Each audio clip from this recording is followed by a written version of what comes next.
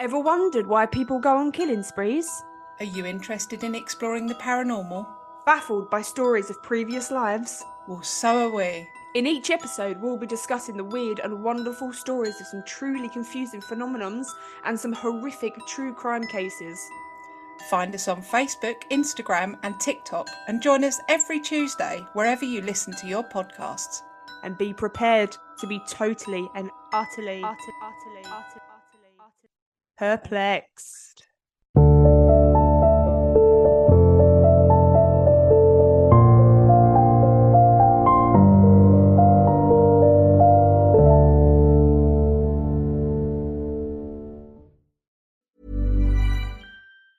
Hey, it's Mark Marin from WTF here to let you know that this podcast is brought to you by Progressive Insurance. And I'm sure the reason you're listening to this podcast right now is because you chose it. Well, choose Progressive's Name Your Price tool, and you could find insurance options that fit your budget, so you can pick the best one for your situation. Who doesn't like choice? Try it at Progressive.com. And now, some legal info. Progressive Casualty Insurance Company and Affiliates. Price and coverage match limited by state law. Not available in all states. Did you know that foreign investors are quietly funding lawsuits in American courts through a practice called third-party litigation funding? Shadowy overseas funders are paying to sue American companies in our courts, and they don't pay a dime in U.S. taxes if there is an award or settlement. They profit tax-free from our legal system, while U.S. companies are tied up in court and American families pay the price, to the tune of $5,000 a year. But there is a solution. A new proposal before Congress would close this loophole and ensure these foreign investors pay taxes, just like the actual plaintiffs have to. It's a common-sense move that discourages frivolous and abusive lawsuits and redirects resources back into American jobs, innovation, and growth. Only President Trump and congressional Republicans can deliver this win for America and hold these foreign investors accountable. Contact your lawmakers today and demand they take a stand to end foreign-funded litigation abuse. Oh man, summer is finally here. Thank you. More sun, more light, more time to be outside, grill, hang out with friends. And the number one thing that I don't want to do all summer is spend hours and hours in the hot kitchen cooking. That's where Factor comes in. Factor's chef-created, dietitian-approved meals are ready in just 2 minutes, taking all the hassle out of eating well, thankfully. Factor meals arrive fresh and ready to eat, perfect for any active lifestyle over summer and beyond. And with 45 weekly delicious menu options, you can pick gourmet meals that fit your summer gains and goals. Choose from Calorie Smart, Protein Plus, Keto, Love Keto, and more. Factor powers your day sun up to sun down, with nutritious breakfasts, on-the-go lunches, premium dinners, and guilt-free snacks and desserts. Factor has your whole day covered, I guarantee it. Enjoy more this summer. Be like me. Keep it easy so you can have more fun. Get Factor if you want all the flavor and none of the fuss. Now, if you're like me, it's summer. You don't want to eat too heavy, but you want to feel satisfied. And there's always that weird line of like, it's too heavy. It feels like winter food. Or it's too light. It's just a little not satisfying enough. Factor is right in the middle. And there's meals that feel so summery and also so satisfying, like their jalapeno sweet corn polenta and chicken, so delicious. Their ginger teriyaki salmon, it is zesty, it's flavorful, it's light but filling. And the Jamaican jerk salmon and shrimp, which is so good and feels so like you just got it off of the grill. Factor makes it so easy to eat like summer is here and you are leaning in. It's delicious, it's fresh, it feels good, it feels relaxed and easy like I want my summers to be. So get started at factormeals.com/ghosttown50off and use code GHOSTTOWN50off to get 50% off plus free shipping on your first box. That's GHOSTTOWN50off at factormeals.com/ghosttown50off for 50% off plus free shipping. factormeals.com/ghosttown50off. You're welcome. A Homer Away from Home. I'm Jason Horton. I'm Rebecca Lieb. And this is Ghost Town.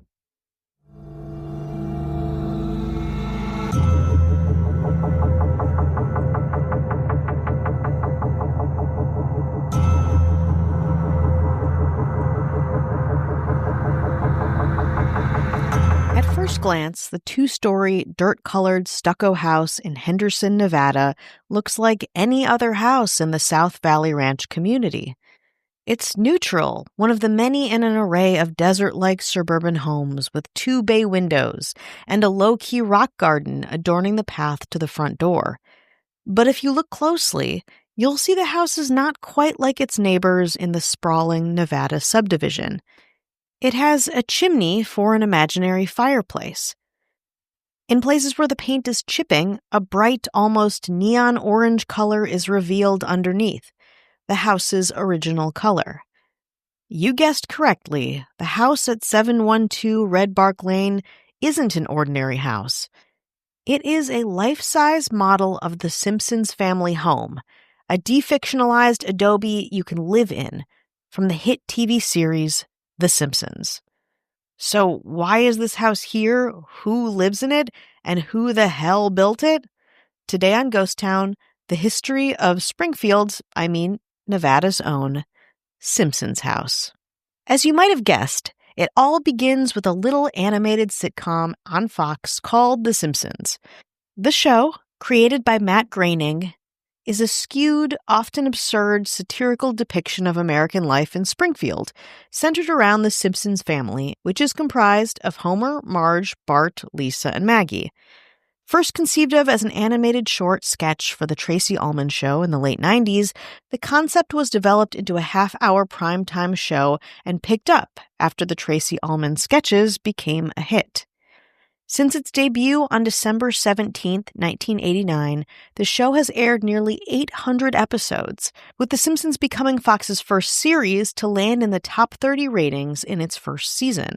It's also, and probably more impressive, the longest-running American animated series, the longest-running American sitcom, and the longest-running American scripted primetime television series in television history, both in seasons and individual episodes. It truly made the Fox network what it is, and continues to bring in a profit. And of course, is a part of the American zeitgeist to this day. But in 1997, the show's future was a little less certain. Sales of tie-in Simpsons merchandise had fallen from its high in the early 90s, where it had raked in roughly $2 billion during a huge jump in popularity. With revenue now dwindling, so did licensing interest, so the number of companies making Simpsons merchandise dropped by 75%. In an attempt to revitalize the consumerism around the show, product merchandisers for the show planned a major rollout for a CD-ROM game called Virtual Springfield that would allow users to explore the family's hometown and interact with its series characters. But the marketing team wanted something more to drive people both to the game and the show. That idea came not from within Fox, but from an outside marketing expert who saw an opportunity for some corporate synergy. Enter Jeff Charney. Charney was a marketing manager at Kaufman & Broad, a home-building company looking to promote both its brand and a new housing development it was constructing in Henderson, Nevada. Kaufman & Broad gained a reputation as a creative place that could go a bit rogue in its marketing initiatives. In the 1970s, the company had built a whole house on top of Au Printemps, a giant department store in Paris, with the idea that it would intrigue shoppers into visiting the store's upper floors. And it worked. The house on the department store attracted more than 500,000 visitors in the 4 months that it was open, and cemented the building company's reputation as being a bit stunty and willing to take the risks. According to a Mental Floss piece about the house, while brainstorming in the shower, Charney got the idea to make a replica of the Simpsons home. He brought it to Kaufman & Broad's builders, they pitched it to Fox, and Fox gave their approval to proceed. Quote, "It was a big deal for Kaufman & Broad because it meant all kinds of exposure," said Kaufman & Broad's project manager Mike Woodley. "The house itself was a pretty simple box-on-box design with a garage. I think I sketched it out in a day." Once the project was approved, the team poured over 100 episodes of the show and storyboards on loan from the production itself. The team's goal was to be 90% a normal house, 10% different to accommodate the cartoon nature of the characters that theoretically lived inside. Door frames were widened and lengthened to accommodate Marge's hair and Homer's girth. The stairs leading to the second floor were steeper than normal. The downstairs floor was poured and painted concrete rather than hardwood or carpet, so the architecture could mimic the show's flat colors. In the backyard, there was even Bart's treehouse, looking just like it did for all of those Treehouse of Horrors episodes. And construction was only part of the process. To get that cartoon lived-in look, a Hollywood production designer and photographer named Rick Boyd came in and accentuated the details from the show. Details superfans would recognize and absolutely appreciate. Floyd hung corncob patterned curtains in the kitchen. Bart's bedroom closet held a row of identical shirts and shorts. Mouse holes were painted on the walls near the floor. Even Lisa's saxophone leaned against her bed. They also found a vehicle and painted it purple to go with the house and the Simpsons' whole vibe. After 4 months of work, yes, only 4 months, the house neared completion in August of 1997. By this point, Kaufman and Broad were hyping the house up, arranging tours for locals and tourists, hoping to catch a glimpse of the interior. Lines with wait times of more than 2 hours twisted around the block, and visitors were expected to wear surgical-style booties to avoid tracking dirt in from outside. Even Matt Groening himself came out for an appearance and spray-painted some Bart graffiti on the garage before signing his name in the front path cement. It was social media worthy to be sure, before even the advent of social media. So what was it all for? Well, it was to make money, to draw publicity, but really the purpose was promoting a sweepstakes being advertised via Pepsi products, and that was again both for the game show and for the show itself. According to Mental Floss, buying mug root beer, brisk iced tea, or slice would net consumers a specifically numbered game piece. If it matched the one that broadcast during the fall 1997 premiere of the show, the winner would actually win the replica home, which was valued at $150,000, or, instead of the house, they could take a cash prize of $75,000. A backup plan in case someone wasn't watching, or, someone wasn't obsessively collecting soda box sweepstakes numbers in hopes of winning a Simpsons house, more proactive consumers could also fill out raffle forms and submit them via mail, which would go into the running for the house. On September 21st, 1997, those in possession of the game piece watched The City of New York vs. Homer Simpson, an episode that was notably later pulled from syndication for a brief period after the September 11th, 2001 terrorist attacks. During the broadcast, at that time, however, the winning number was flashed on screen, number 9786065. And nothing happened. Nobody came forward to claim the prize. So Fox and Kaufman and Broad went to their backup plan. Choose at random one of the raffle forms that consumers could also submit via mail. In December 1997, it was announced that a form was chosen. It belonged to Barbara Howard, a 63-year-old retired factory worker from Richmond, Kentucky. She lived in an area so rural that Fox's dispatched limo couldn't get down the dirt road to her home to get her. However she got transported to the airport that day, the network flew Howard to Las Vegas, her first time on a plane, with her 2 daughters and grandson. She gambled a little at the casinos and posed for photos with a ceremonial giant key to her new home just 16 miles away from the Strip. She wasn't super forthcoming with the press, saying she was still trying to process all of her good fortune. But that December, with the adrenaline of winning wearing off, Howard came to a decision. She didn't want the house after all. More after. This episode is brought to you by Progressive Insurance. Do you ever think about switching insurance companies to see if you could save some cash? Progressive makes it easy to see if you could save when you bundle your home and auto policies. Try it at Progressive.com. Progressive Casualty Insurance Company and Affiliates. Potential savings will vary, not available in all states. Did you know that foreign investors are quietly funding lawsuits in American courts through a practice called third-party litigation funding? Shadowy overseas funders are paying to sue American companies in our courts, and they don't pay a dime in U.S. taxes if there is an award or settlement. They profit tax-free from our legal system, while U.S. companies are tied up in court and American families pay the price. to the tune of $5,000 a year. But there is a solution. A new proposal before Congress would close this loophole and ensure these foreign investors pay taxes, just like the actual plaintiffs have to. It's a common sense move that discourages frivolous and abusive lawsuits and redirects resources back into American jobs, innovation, and growth. Only President Trump and congressional Republicans can deliver this win for America and hold these foreign investors accountable. Contact your lawmakers today and demand they take a stand to end foreign-funded litigation abuse. After the Hey, it's Mark Marin from WTF here to let you know that this podcast is brought to you by Progressive Insurance. And I'm sure the reason you're listening to this podcast right now is because you chose it.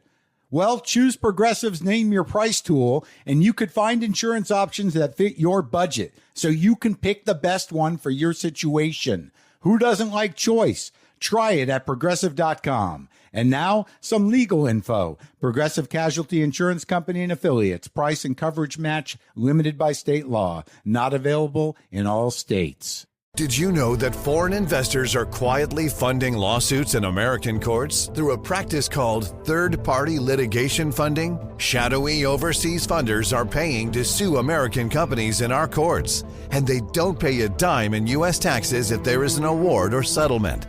They profit tax-free from our legal system, while U.S. companies are tied up in court and American families pay the price, to the tune of $5,000 a year. But there is a solution. A new proposal before Congress would close this loophole and ensure these foreign investors pay taxes, just like the actual plaintiffs have to.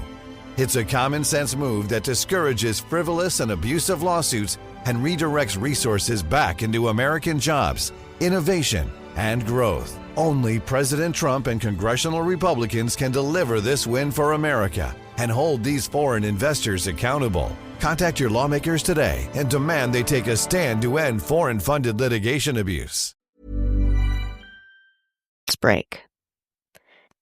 A Homer Away from Home. I'm Jason Horton. I'm Rebecca Lieb. And this is Ghost Town. Hi, hello, how are you? Hello. Hello. How's it going out there? How goes it?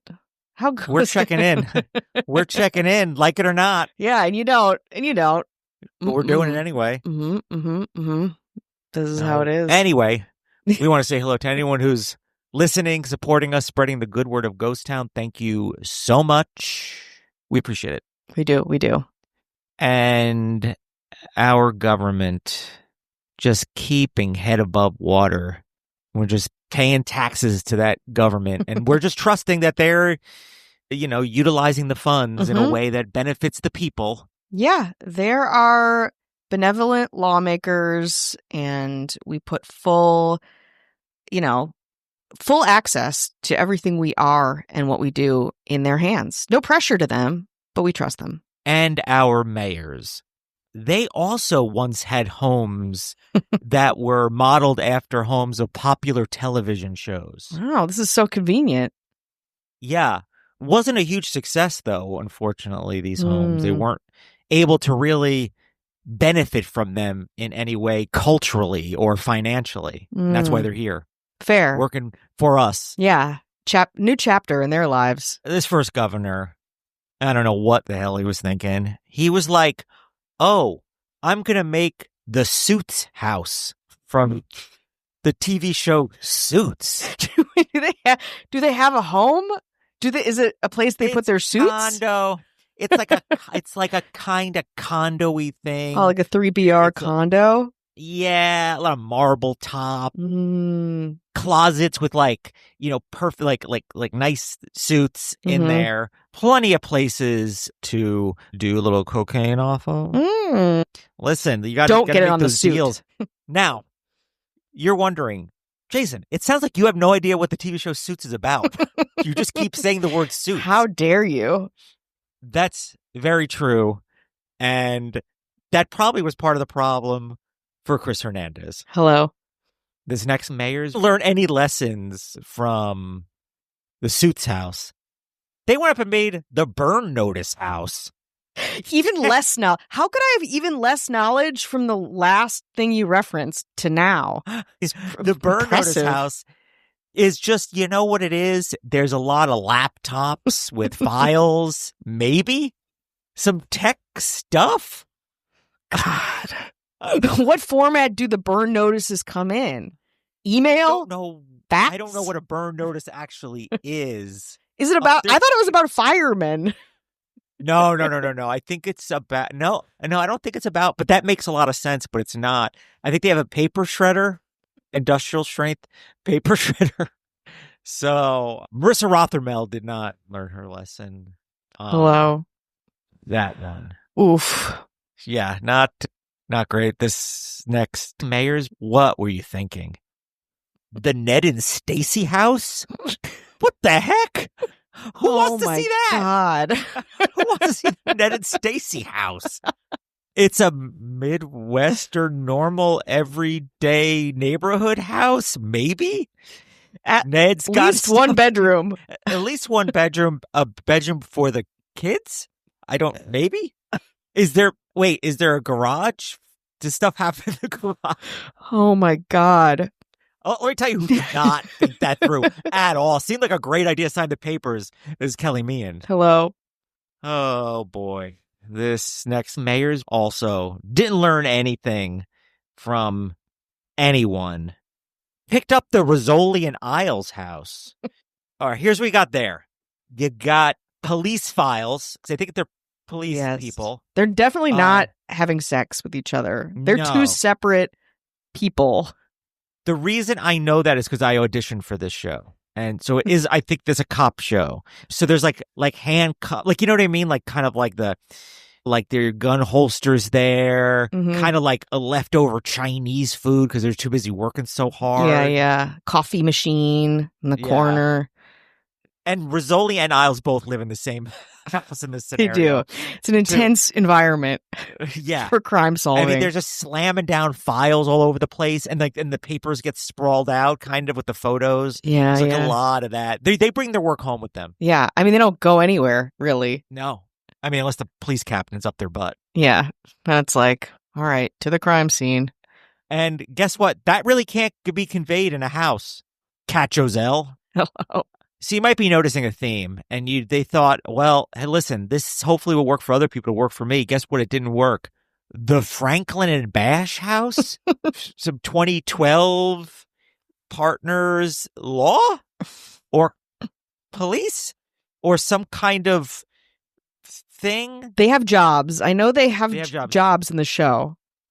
One of them is a certain way. And the other one is a different way. So we might have like a mixture of like the Odd Couple. I'm thinking like half the house is clean, half the house is dirty. More files? Yeah. Oh, yeah. More files, more suit coats, I would imagine. The Franklin vibe is like Franklin, but the Bash side is like, stop Bash, Dad. How do we work? How do we live together in this house? And how is it conveyed in a way where maybe it'll make some money? It doesn't. Ashley Matson and our governor. Now, you've never heard our governor in a house. So it's like, what house would they have? Well, they did have one, and it was absolutely ingenious. It's the house. From House? From House. And undeniable. They're like, listen, we said it was a house, and it's house themed. Give me your money, and you can take a tour of this house. There's what's there? Files. House is a doctor for sure. Yeah, he's a doctor. In a good mood? Don't think so. Hell no. Hell no. I know that much. I do know that culturally. And I'll tell you something. I haven't watched any of the shows, obviously, any of the shows that we've mentioned, I have not watched. But I love to reference. And it's not a commentary. I'm sure they're all wonderful shows. Yeah, that's why they lasted so long. Yeah. I mean, House did. But and I feel like Suits has a reboot, I think. Suits has a new life post Meghan Markle, like Netflix streaming. Got it. Yeah. But the rest of them, I don't want to be a hater, but... Yeah. Well, never is in it because always in a private jet. But Mhm. hanging out in the house is our governor, Avian Noble. If you want no ads, no chit chat, bonus episode 7 days free, head on over to patreon.com/ghosttownpod. Now, I don't think I mentioned this, but I saw this mayor and I did not see most of my family. Let's put it this way. That's Literally. where our priorities lie. Yes. I saw Kelly Meehan and her husband. I'm assuming husband. And I don't know why. I think that's husband, but I don't want to say it's like, oh, it's not. It's her husband. I'm going to say husband. It's her husband. And I met him before. Introduce him as no anybody. Okay. Yes, but you know me. I'm thinking about. I did a stand-up show. Yeah, your head's in a different place. Very cool enough to come out. I will say one little tidbit about this time.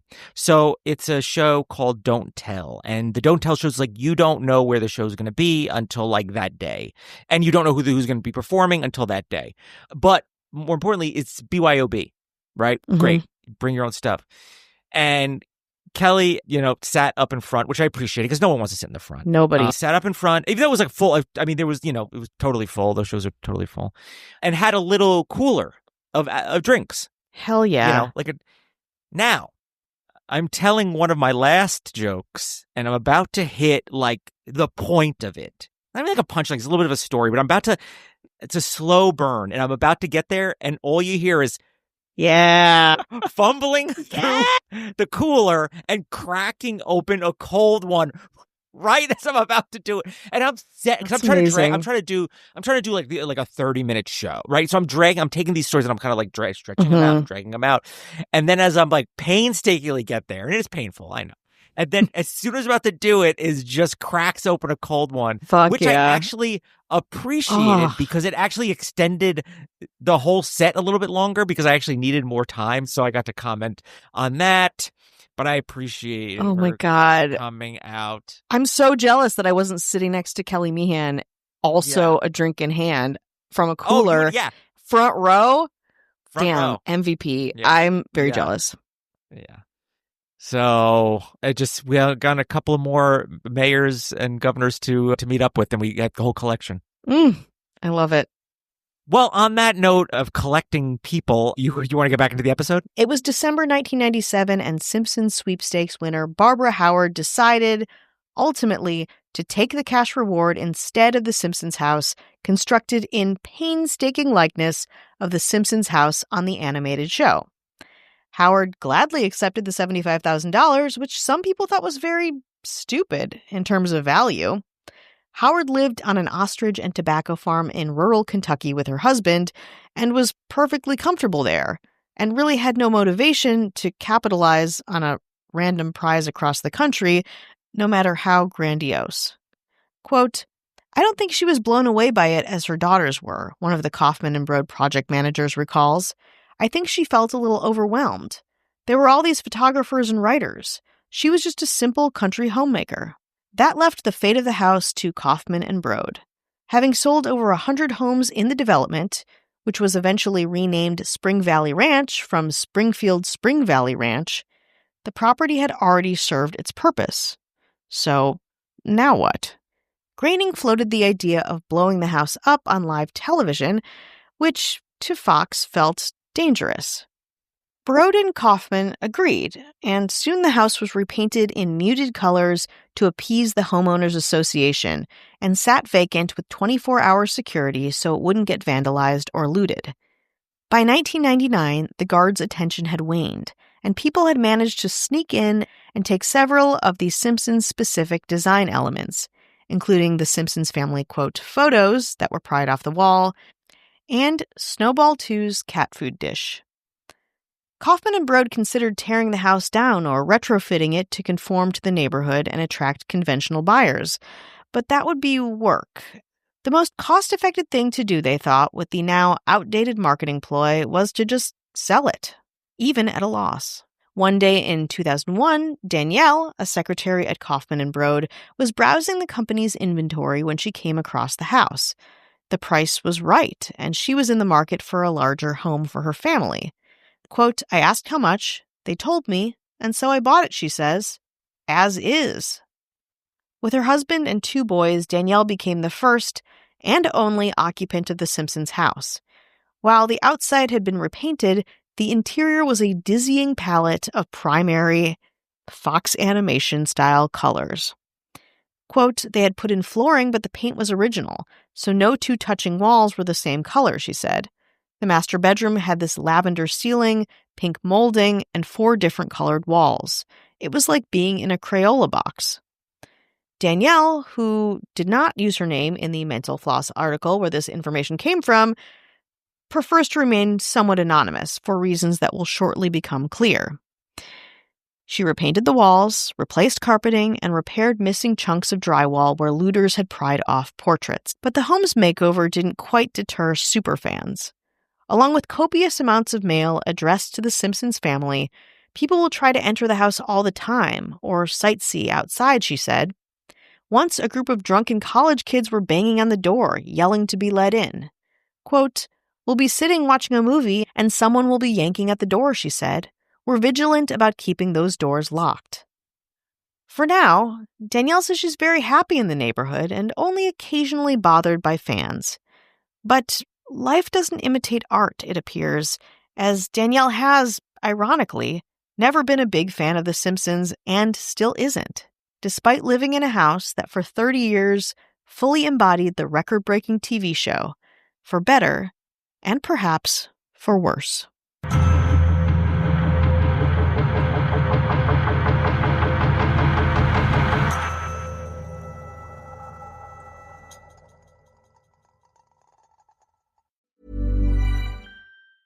Did you know that foreign investors are quietly funding lawsuits in American courts through a practice called third-party litigation funding? Shadowy overseas funders are paying to sue American companies in our courts, and they don't pay a dime in U.S. taxes if there is an award or settlement.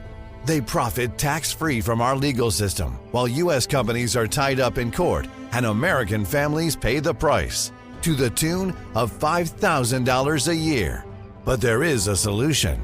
A new proposal before Congress would close this loophole and ensure these foreign investors pay taxes, just like the actual plaintiffs have to. It's a common-sense move that discourages frivolous and abusive lawsuits and redirects resources back into American jobs, innovation, and growth. Only President Trump and congressional Republicans can deliver this win for America and hold these foreign investors accountable. Contact your lawmakers today and demand they take a stand to end foreign-funded litigation abuse. This episode is brought to you by Progressive Insurance. Do you ever think about switching insurance companies to see if you could save some cash? Progressive makes it easy to see if you could save when you bundle your home and auto policies. Try it at Progressive.com. Progressive Casualty Insurance Company and Affiliates. Potential savings will vary. Not available in all states. If you work as a manufacturing facilities engineer, installing a new piece of equipment can be as complex as the machinery itself. From prep work to alignment and testing, it's your team's job to put it all together.